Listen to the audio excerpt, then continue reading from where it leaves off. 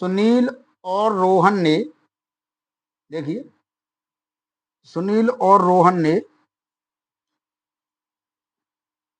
8:7 में एक पूंजी लगाई। कुछ समय पश्चात लाभ 4:3 में प्राप्त हुआ। यदि रोहन ने अपनी पूंजी 6 माह के लिए लगाई तो सुनील ने कितने माह के लिए लगाई? ये हमारा क्वेश्चन है। ठीक है, तो देखिए, अब तक जो हम करते आ रहे थे वही चीज फिर से करनी है कि सुनील को यहाँ लिख लिया हमने और रोहन को लिख लिया हमने यहाँ। ठीक है, हम जानते हैं कि कोई भी पूंजी जितने समय के लिए लगाई जाती है उसमें उस समय का क्या कर देते हैं, गुणा। अब इसमें समय दिया नहीं है तो इसका मतलब दोनों की पूंजी ही समान समय के लिए लगी हुई है, 1 साल के लिए लगी हुई है। ठीक है, गुणा ना भी करें एक का तो कोई दिक्कत नहीं, ये हो गया। लेकिन नहीं, उसने कहा है कि रोहन ने अपनी पूंजी 6 माह के लिए लगाई है, तो रोहन की पूंजी से 6 का मल्टीप्लाई हो जाएगा। जब हम पूंजी में उसके समय का गुणा कर देते हैं तो वो जो रेशियो बनता है वो उसके लाभ के रेशियो के बराबर बन जाता है। यानी उस रेशियो से हम लाभ को डिवाइड करते हैं कि नहीं, तो लाभ का ही तो रेशियो हुआ। लाभ का रेशियो का मतलब ये है कि इससे हम निकालेंगे तो लाभ के रेशियो के समानुपात हो जाएगा। तो ये सुनील की हमने मान लिया एक्स समय के लिए लगाई, एक्स माह के लिए लगाया इसने। ठीक है, और ये 6 माह के लिए लगा हुआ था पहले से ही। तो जब x माह के लिए हम लगाते हैं तो ये हो जाता है 8x और ये हो जाता है 7 की 42x, सॉरी 42। ये अब यही हमारा 4 से काटेंगे तो 2x, यानी 2 से काटेंगे तो 4x और 2 से काटेंगे तो 21, ये आ गया। यानी सुनील ने 4x जो पूंजी लगाई 8 वो x महीने के लिए लगाई और रोहन ने जो पूंजी लगाई 7, क्योंकि दोनों की पूंजियों का अनुपात 8:7 है, तो वो जो लगाई वो 6 महीने के लिए लगाई। तो दोनों का जो अनुपात आ गया वो 4x:21 आ गया। अब जब इसको आगे हम करते हैं तो हमें पता चला कि ये 4x:21 जो है, इसी अनुपात में हम लाभ को उसके को डिवाइड करेंगे, लेकिन लाभ का जो अनुपात है वो 4:3 है। तो हम जानते हैं कि जिस तरह से हमने लाभ का अनुपात निकाला है तो उसने भी कहीं ना कहीं से 4:3 लाभ का ही अनुपात निकाला होगा। तो हमें पता चला कि ये जो अनुपात था हमारा लाभ का निकल के आया और उसने जो बोला है वो भी लाभ का अनुपात है। तो दोनों ही अनुपात समानुपात में हैं, यानी कि दोनों ही अनुपात क्या है, बराबर हैं। बराबर की कंडीशन में हम क्या करते हैं कि दोनों ही अनुपातों के बीच में समानुपात का क्या लगा देते हैं, चिन्ह लगा देते हैं। तो जब समानुपात का चिन्ह लगता है तो उसमें क्या करते हैं हम, बाह्य पदों का गुणन और आंतरिक पदों का गुणन, इस तरह से हम कर देते हैं। जब इस तरह से हम करते हैं तो देखिए 4x:3 बराबर 21:4। तो x की जो वैल्यू है डायरेक्ट में कर रहा हूँ 21/4/4/3, दोनों निकल के आ जाएंगी 4 से 4 और ये कितने आ गया, 7 माह के लिए हमारा लगाया हुआ x की राशि कितने आ गई, 7 माह के लिए आ गई, 7 माह के लिए लगाया है। फिर चलते हैं हम नेक्स्ट क्वेश्चन पे। सुनील और हनीफ ने 15,000 और 18,000 रुपए लगाकर व्यापार किया। 4 माह बाद सुनील ने 5,000 रुपए लगाए जबकि हनीफ ने 3,000 रुपए निकाल लिए। तो देखिए, फिर चलते हैं हम कैसे, देखिए देखिए सुनील की जो धनराशि थी वो 15,000 रुपए थी जैसा कि उसने कहा है, और ये 18,000 रुपए थी। 4 महीने तक तो सब कुछ ठीक चलता रहा तो ये 15,000 रुपए ही 4 महीना तक रहे। उसके बाद क्या हुआ कि नेक्स्ट समय में उसने क्या किया, अगले समय में उसने 4 महीने बाद क्या किया कि उसने कुछ पेमेंट क्या है निकाल लिया वापस। तो उसने कितने निकाल लिए, सुनील ने 5,000, तो वो बचे 10,000। सुनील ने 5,000 रुपए लगाए जबकि हनीफ ने 3,000 निकाल लिए। ठीक है, ये है। ठीक है, देखो 15,000 और 18,000 4 माह के लिए लगाए वो कह रहा है, लेकिन फिर उसके बाद क्या किया, 5,000 रुपए और लगा दिए सुनील ने, जबकि हनीफ ने 3,000 रुपए और क्या कर लिए, निकाल लिए।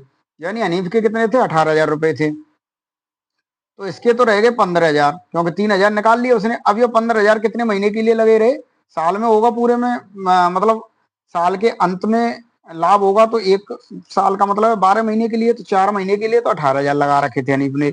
उसके बाद 3,000 निकाल लिए, इसका मतलब 15,000 8 महीने के लिए लगा रखे थे। और नेक्स्ट जब चलते हैं हम तो सुनील ने 5,000 और लगा दिए, यानी कि उनके कितने हो गए, 20,000 रुपए हो गए टोटल। और 20,000 कितने समय के लिए लगा दिए, 8 महीने के लिए लगा दिए उसने। ठीक है, क्योंकि वर्ष के अंत का मतलब है 12 महीने के लिए। देखिए 4 महीने ये पूंजी रही और 8 महीने ये पूंजी रही। अब भाई हमें पता चल गया कि उन्होंने पूंजी को तोड़ तोड़ के लगाया था, तो कहीं ना कहीं जो लाभ होगा वो तो पूरी पूंजी तोड़ तोड़ के थोड़ी होगा, वो तो इकट्ठा लाभ होगा। और इकट्ठे लाभ को हम बांटने के लिए क्या करेंगे, जो टूटी हुई पूंजी थी उसके बीच में क्या कर देंगे, हम प्लस कर देंगे। ये लो प्लस कर दिया। कुल मिला के इसको हम सॉल्व करेंगे और इसको सॉल्व करेंगे और दोनों को जोड़ देंगे। ऐसे ही इसको सॉल्व करेंगे और इसको सॉल्व करेंगे, दोनों को जोड़ देंगे। तो जब हम इसको जोड़ते हैं तो देखिए हमारा क्या आता है। जोड़ा क्यों है, क्योंकि उसने अलग अलग समय के लिए लगाया है ना। तो देखिए 15 से 6,000 तो ये आ गया, ठीक है, प्लस 8 दूनी सॉरी 20,000 है ना, ये 20,000 है ना। 8 दूनी 16,000 क्या आ गया, ये आ गया, ठीक है। 16,000 ये आ गया ना, 16,000 1,00,000 ये आ गया, ठीक है। अब ये देखो, इसका मल्टीप्लाई करने के बाद ये आ गया और इसका मल्टीप्लाई करने के बाद ये आ गया। ऐसे ही इधर अगर मैं चलूंगा तो 1872 ये आ गया, प्लस 120 ये आ गया, और 3 जीरो अपनी एज इट इज रहेंगी। तो अगर इसको मैं जोड़ूंगा तो ये आ जाएगा 166,000, और इधर आ जाएगा देखो 72,000 को 120 में जोड़ूंगा तो कितना आ जाएगा, देखिए 12,000 और इधर आ गया 72,000। इसका मतलब हो गया 000,291, ये आ गया 192,000, ये आ गया। अब क्या करेंगे, इसी अनुपात में, ये क्या है, हमारे लाभ का अनुपात है, इसी अनुपात में लाभ को हम बांट देंगे 8 बार और 3 बार, और ये कितने बार, 9 बार और 6 बार। ये 8 3 और ये 9 6। अब 8 3 और 9 6 को क्या करेंगे, हम जोड़ेंगे क्योंकि अनुपात योग निकालना है। अच्छा, हमारा लाभ कितना हुआ था, लाभ देख लेते हैं हम। लाभ हुआ 30,900, यानी 30,900 का।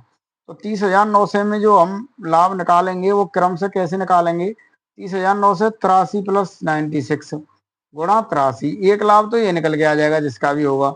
दूसरा लाभ हमारा ये निकल के आ जाएगा 83 प्लस 96 गुणा 96। एक लाभ ये निकल के आ जाएगा। अब हम क्या करेंगे, इसको 83 और 96 को ऐड कर लेंगे।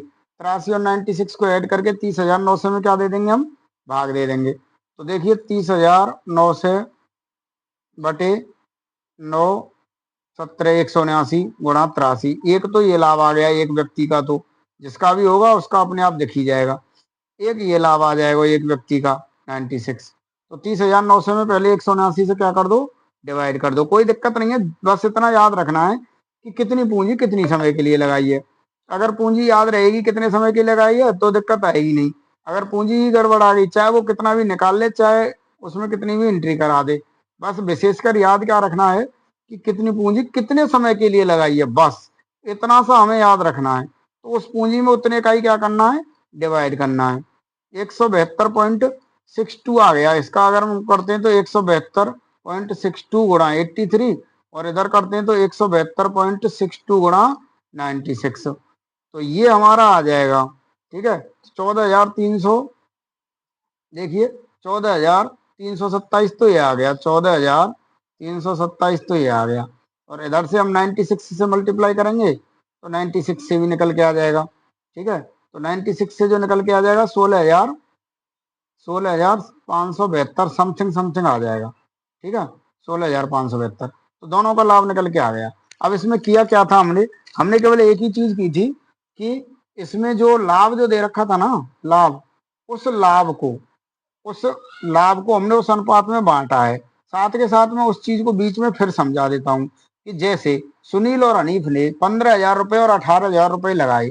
15,000 लगा दिए, 18,000 लगा दिए। चार का मल्टीप्लाई क्यों किया 15 18 में, क्योंकि 15,000 4 माह तक लगे रहे कोई दिक्कत नहीं आई, 18,000 4 माह तक लगे रहे कोई दिक्कत नहीं आई। लेकिन 4 माह बाद दिक्कत आई तो 15,000 में 4 का गुणा कर दिया और 18,000 में 4 का गुणा कर दिया, क्योंकि ये धनराशि 4 माह के लिए लगी रही, इसमें कोई दिक्कत नहीं थी। फिर उसके बाद क्या हुआ, सुनील ने 5,000 और लगा दिए। इसका मतलब सुनील ने 20,000 हो गए सुनील के टोटल। 15,000 तो 4 माह तक लगे हुए थे केवल।